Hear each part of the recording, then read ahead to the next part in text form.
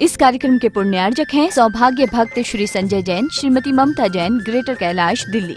सौभाग्य भक्त श्री संतोष काला, श्रीमती सुरेखा काला, रायपुर, छत्तीसगढ़। सौभाग्य भक्त श्री रमेश काला, श्रीमती गुणमाला काला, हैदराबाद। सौभाग्य भक्त श्री विजेंद्र जैन, श्रीमती निर्मल जैन, गुरुग्राम। आयोजक सौभाग्य संस्कार संगठन, दिल्ली। अचल जैन, अजीत सेठी, विकास जैन, पुष्प जैन। महानुभाव, नित्य प्रति आप मुझे कई सालों से, कई महीनों से, कई दिनों से रोज सुन रहे हैं। बड़ा मन लगा के सुनते हैं, ध्यान लगाकर सुनते हैं, तन्मयता पूर्वक सुनने का प्रयास करते हैं। आप रोज रोज मेरी बातों को सुनते हैं, लेकिन क्या सुनना मात्र काफी है? सुनते तो हम बचपन से लेके जवानी तक, जवानी से लेके बुढ़ापे तक, और बुढ़ापे की बात क्या कहें कि जब इंसान का मरण हो जाता है उसके बाद भी सुनाने वाले आ जाया करते हैं। अर्थी जब चलती है तो क्या बोलते हैं लोग? अरिहंत नाम सत्य है और सिद्ध नाम सत्य है, या लौकिक भाषा में राम क्या, राम राम राम नाम सत्य है, ऐसे कुछ कहते हैं। सोचिए कि सुनाने के लिए तो आपके पास में पूरी दुनिया मरते दम तक आपको छोड़ेगी नहीं सुनाने से।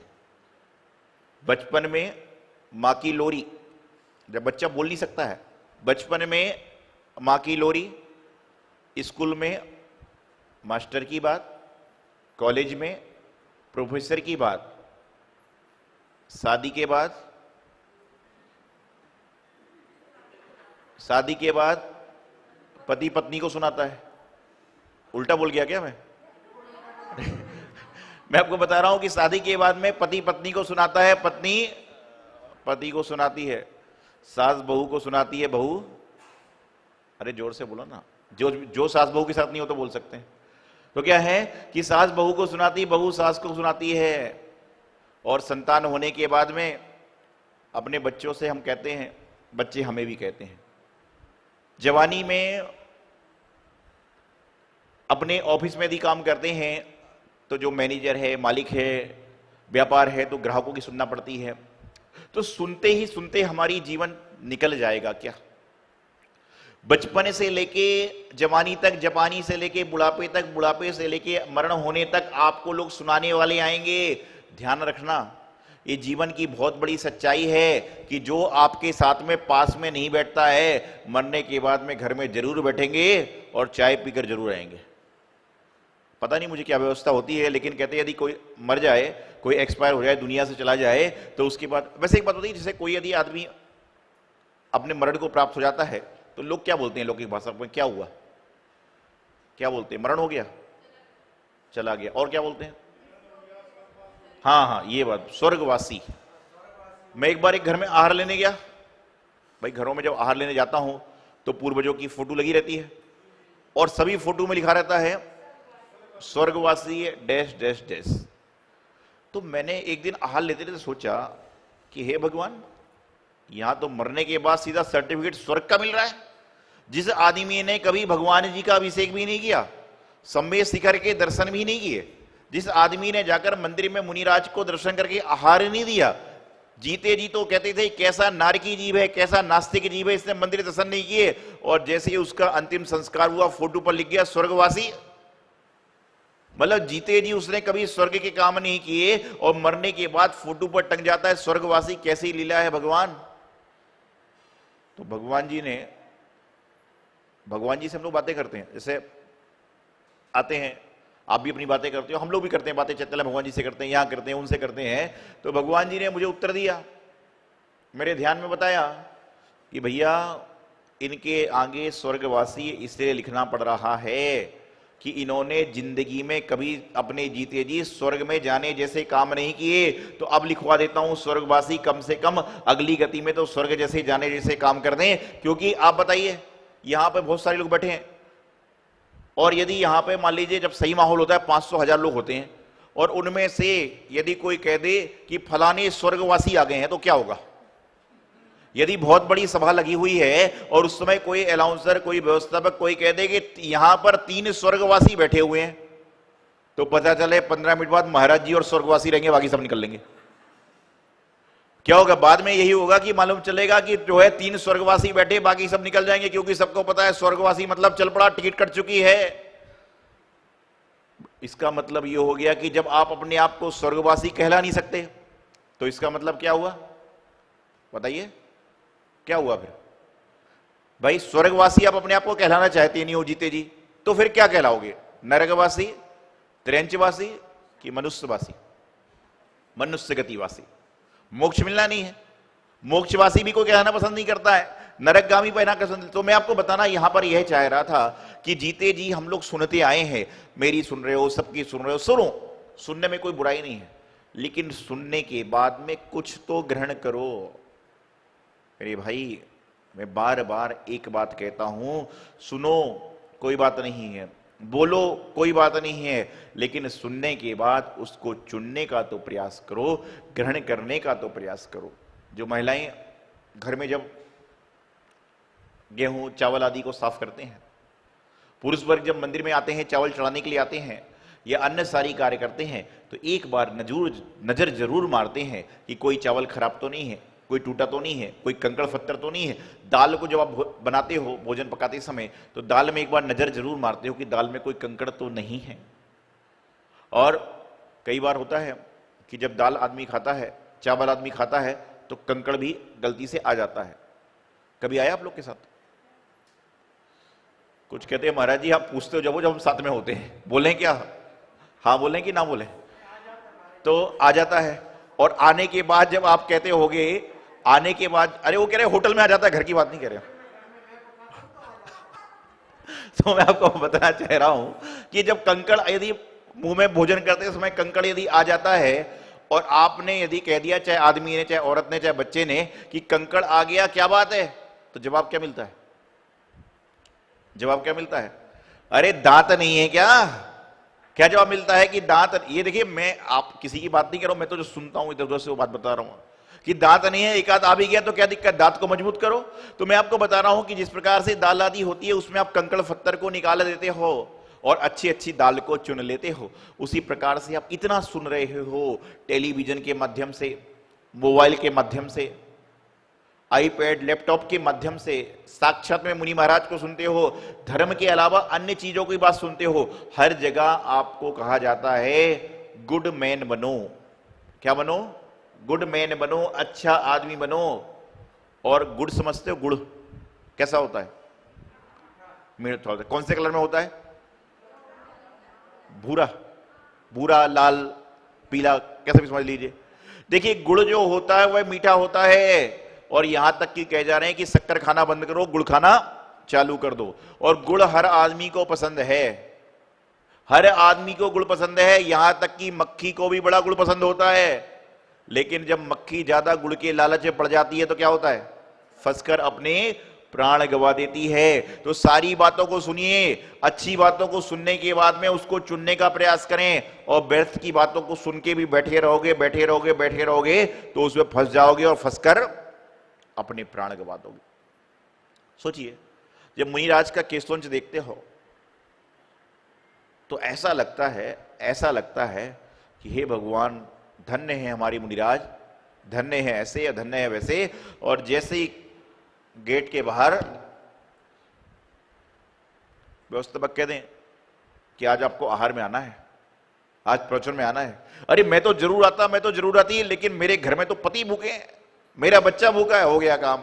यहां पर केसवंश जो देखते देखते आंखों से आंसू निकल रहे थे कि हे भगवान धन्य मुनिराज, धन्य यो, धन्य ते, तम तम तम। और उसके बाद में जैसे ही बाहर निकले सारा काम खत्म। तो आपके साथ स्थिति क्या है?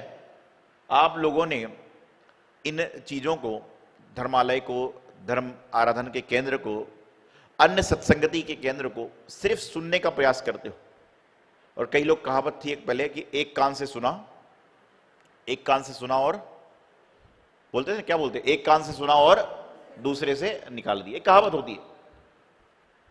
बचपन में जब मैं घर से मंदिर जाया करता था तो हमारी गृह जीवन की माँ पिताजी कहते थे, बेटे मंदिर जाओ तो मंदिर से कोई भी वस्तु घर लेकर मत आना। आपको भी आपके माता पिता ने कहा होगा और आप लोग भी अपने बच्चों को कहते हो। कई बार होता है ना, बचपन में आदमी कुछ सामान ले आता था, कुछ उठा लाता था, कुछ कर लेता था, माला ले आए, कुछ कर लिया, तो बताते थे।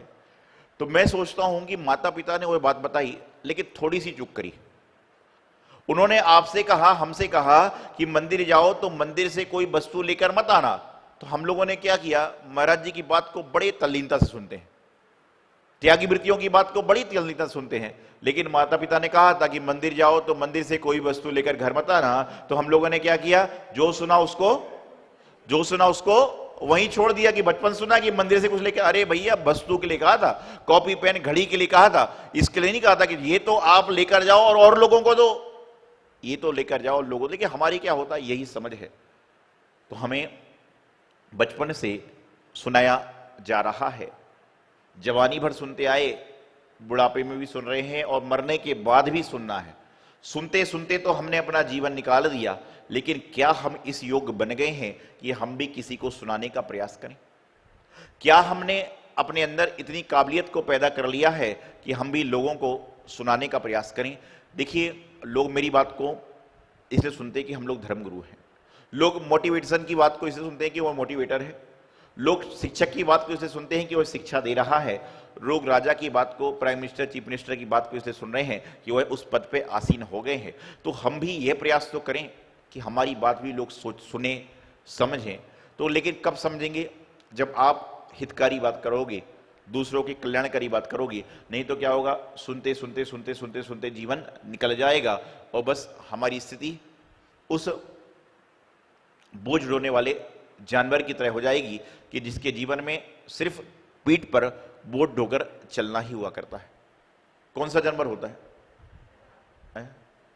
बोलिए ना। गधा। गधा बता रहे हैं।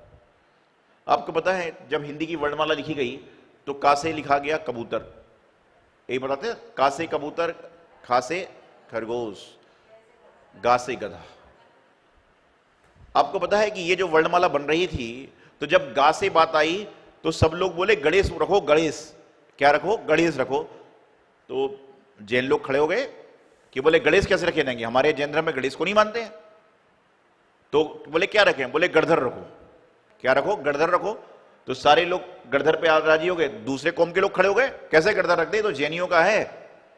किसी ने कुछ कहा, किसी ने कुछ कहा, तो अंत में किसी ने कहा एक काम करो, गधा रख दो। क्या कर दो? गधा रख दो। गा से गधा रख दो। तो सारे के सारे लोगों ने ताली पीट दी कि गधा तो सब वर्ग में बोला जाता है। तो क्या मैं बता रहा था आपको कि जो गा शब्द गधा होता है उसको पूरे जीवन बोझ ढोना पड़ता है, और लेकिन जो समझदार गधा होता है ना, वह वहां से भागकर जंगल में चला जाता है तो हरी घास खाता है, बोझ ढोना नहीं पड़ता। इसमें भी समझदारी चाहिए। एक इंसान होता है जो पूरी जीवन अपना बोझा ढोते ढोते जिंदगी निकाल देता है, सुनते सुनते जिंदगी निकाल देता है, और एक इंसान होता है वह सुनने के बाद में चुनने का प्रयास करता है, और चुनने के बाद में उसको आगे लोगों तक पहुंचाने का प्रयास करता है। समझदार व्यक्ति वही है जो बहुत सारी चीजों में अच्छी चीज को सुन ले और उसको आगे पहुंचा दे, और ना समझ वह है जो सुनकर भी चुन नहीं पा रहा और प्रयास कर रहा है कि और सुनो। तो मैं बात बता रहा था गधे की। गधे को गधा क्यों कहा गया? एक कुम्हार के पास या एक धोबी के पास में एक गधा था, और आप देखिएगा कई बार जब आदमी बड़े समस्या में होता है, उलझन में होता है, तो उसकी गुस्सा जानवरों पर, सामानों पर, पहले के जमाने में बच्चों पतियों पर निकलती थी, आजकल जमाना बदल चुका है। क्या होता है? सामानों पर निकल जाएगी। कई बार मैं देखता हूं गुस्से में आदमी होता है ना, वो कूलर में डंडे मारता है दनादन। तो मैंने एक दिन पूछा एक आदमी से कि भाई तू गुस्से में आ गया तो कूलर क्यों पटक रहा है? बोले महाराज जी गुस्सा तो 10 मिनट बाद शांत हो जाएगा, यदि मैंने टीवी उठा के फेंक दी, यदि मैंने गुस्से में टीवी उठा के फेंक दी तो क्या होगा, इसलिए कूलर फेंक भी दूंगा तो कोई बात नहीं है। तो क्या हुआ कि जब वो मालिक गुस्से में आता, वो 2-4 डंडे उसको लगाता गधे को, वैसे भी गधे को मार पड़ती रहती। तो एक दिन जंगल में गधा गया तो उसके मित्रों ने कहा क्यों भाई तू इतनी डांट खाता है, इतनी मार खाता है, सब कुछ करता है, लेकिन उसके बाद भी तू भाग क्यों नहीं जाता है? बोले जी मैं नहीं भागूंगा। जैसे संसार में हो रहा ना, महाराज जी लोग आपको बताते हैं ऐसा नहीं करो, शास्त्रों में पढ़ते हो कि संसार में इस तरह की व्यवस्थाएं हैं, दुविधाएं हैं, सुविधाएं हैं, तो भी आप लोग संसार में रचे पड़े हो। मैं नहीं भागूंगा। बोले क्यों? मैं बिल्कुल नहीं भागूंगा, चाहे मुझे कितनी मार पड़े, चाहे अधमरा कर दे, लेकिन मैं नहीं भागूंगा। बोले क्या तुझे अच्छा खाना देता है इसलिए? बोले नहीं, खाने पीने की कोई बात नहीं। तो बोले क्या बात है? बोले मेरा मालिक जब अपनी बच्ची से नाराज होता है तो गुस्से में कहता है तू सुधर जा, नहीं तो एक ना एक दिन तेरी शादी इस गधे से करूंगा। तू सुधर जा, नहीं तो एक ना एक दिन तेरी शादी इस गधे से करूंगा। तो गधा इस आस में जी रहा है कि मेरी शादी कभी ना कभी मालिक की लड़की से होगी, और यही गधों के लक्षण होते हैं कि उस आस में जी रहे हैं। गधा होना गधा नहीं है। यदि उस तरह के विचार हैं, हम उस आस में जी रहे हैं जो कभी पूरी होना ही नहीं है, हम उस चाहे को चाह रहे हैं जो कभी समाप्त ही नहीं होना है, उस वस्तु को प्राप्त करना चाह रहे हैं जो कभी प्राप्त होने वाली ही नहीं है, अपने जीवन को बदल दें और यह सोचें कि जो प्राप्त है वही पर्याप्त है। जो हमारे पास में शेष है वही विशेष है। जो प्राप्त है वही पर्याप्त है, जो शेष है वही विशेष है। जो हमारे पास में है वही हमारा है। इतना आपने समझ लिया। इस कार्यक्रम के पुण्यार्जक हैं सौभाग्य भक्त श्री संजय जैन, श्रीमती ममता जैन, ग्रेटर कैलाश, दिल्ली। सौभाग्य भक्त श्री संतोष काला, श्रीमती सुरेखा काला, रायपुर, छत्तीसगढ़। सौभाग्य भक्त श्री रमेश काला, श्रीमती गुणमाला काला, हैदराबाद। सौभाग्य भक्त श्री विजेंद्र जैन, श्रीमती निर्मल जैन, गुरुग्राम। आयोजक सौभाग्य संस्कार संगठन, दिल्ली। अचल जैन, अजीत सेठी, विकास जैन, पुष्प जैन।